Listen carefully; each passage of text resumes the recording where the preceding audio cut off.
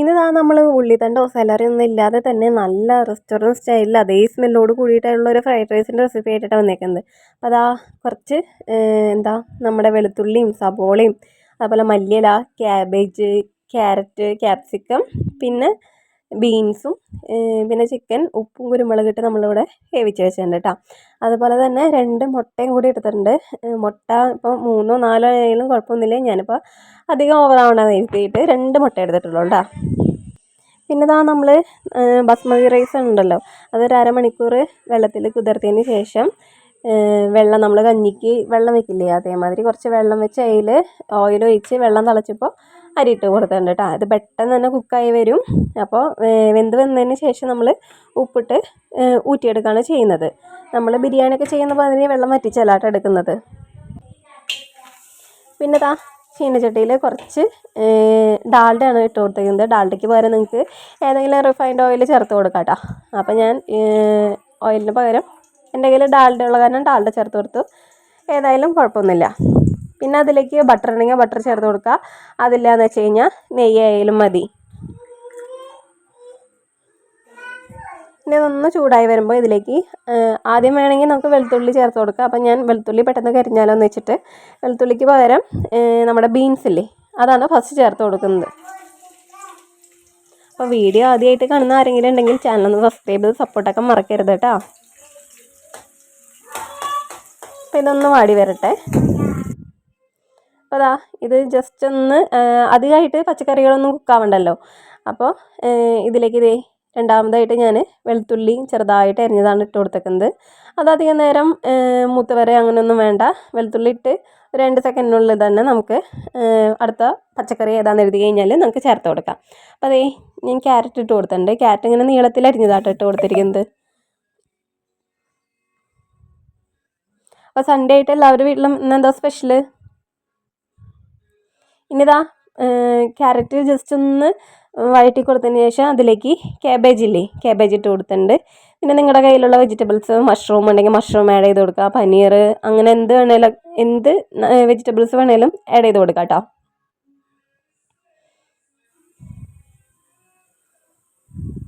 ഇനിതാ നമ്മുടെ കയ്യിൽ ഉള്ളിത്തണ്ടിന് പകരമായിട്ട് ഞാനൊരു വലിയ സബോള ചെറുതാക്കി എരിഞ്ഞതായിട്ട് ഇട്ട് കൊടുക്കുന്നത്.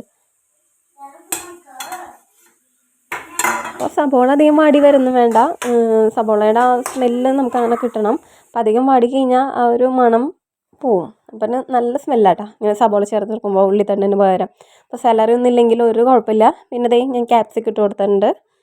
ഒന്ന് ജസ്റ്റ് ഇളക്കിയതിന് ശേഷം ഞാൻ നമ്മുടെ ഗ്രീൻ പീസ് ഇല്ലേ, അത് വെള്ളത്തിലിട്ട് കുതിർത്തി സെപ്പറേറ്റ് വേവിച്ചതാട്ടോ. ഉപ്പിട്ട് വേവിച്ച് വെച്ചതാണ്. അത് ഇതിലേക്ക് ഇട്ട് കൊടുത്തിട്ടുണ്ട്.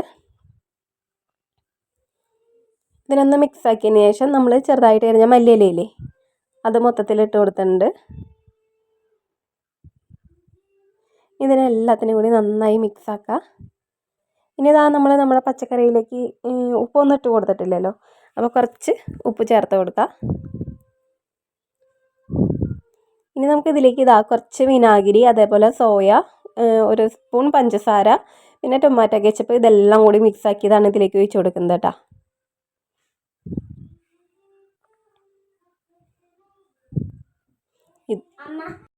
നമ്മൾ ഈ സോസിൻ്റെ മിക്സ് ഒഴിക്കുമ്പോൾ തന്നെ നല്ല സ്മെല്ലാട്ടോ. ആ ഫ്രൈഡ് റൈസിൻ്റെ ഒക്കെ ഒരു സ്മെല്ല് വന്നു തുടങ്ങും. ഇനി ഇതാ ഇതിൽ നിന്ന് കുറച്ച് നമ്മൾ ഈ മിക്സ് ആക്കിയെന്ന് വെജിറ്റബിൾസ് മാത്രം ഞാൻ മാറ്റി വയ്ക്കുന്നുണ്ട്. കാരണം എന്ന് വെച്ച് കഴിഞ്ഞാൽ മോൻ്റെ സ്കൂളിൽ നോണൊന്നും അലൗഡ് അല്ലാത്ത കാരണം അവൻ സ്കൂളിലേക്ക് വേണ്ടിയിട്ട് പച്ചക്കറികൾ മാത്രം സെപ്പറേറ്റ് കുറച്ചെടുത്ത് വെച്ചതാട്ടോ. അപ്പോൾ നമുക്ക് വെജ് ഫ്രൈഡ് റൈസും ആയി, നോൺ വെജ് ഫ്രൈഡ് റൈസും ആയില്ലേ. അപ്പോൾ ചിക്കൻ മിക്സ് ചെയ്യുന്നത് നമ്മുടെ വീട്ടിൽ കഴിക്കാൻ വേണ്ടിയിട്ടാട്ടോ. അത് ഞാൻ രാത്രി ഉണ്ടാക്കുന്ന ഇന്ന് രാത്രിയിലത്തേക്കും നാളെ കാലത്തേക്കും ഉണ്ടാവും കേട്ടോ ഇത്.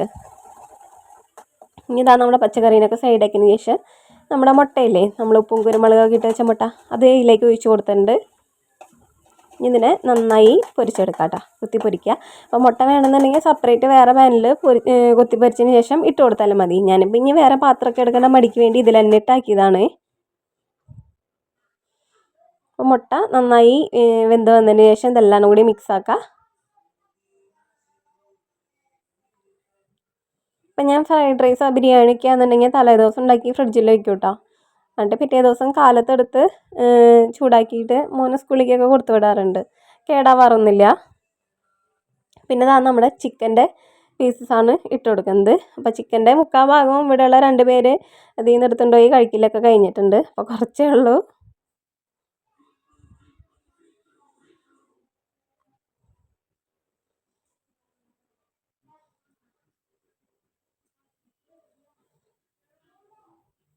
ഇതെല്ലാം കൂടി നല്ല രീതിയിൽ അങ്ങോട്ട് മിക്സാക്കി കൊടുക്കുന്നുണ്ട്. അപ്പോൾ ഫ്രൈഡ് റൈസ് ഇഷ്ടമുള്ള ആരൊക്കെയുണ്ട്?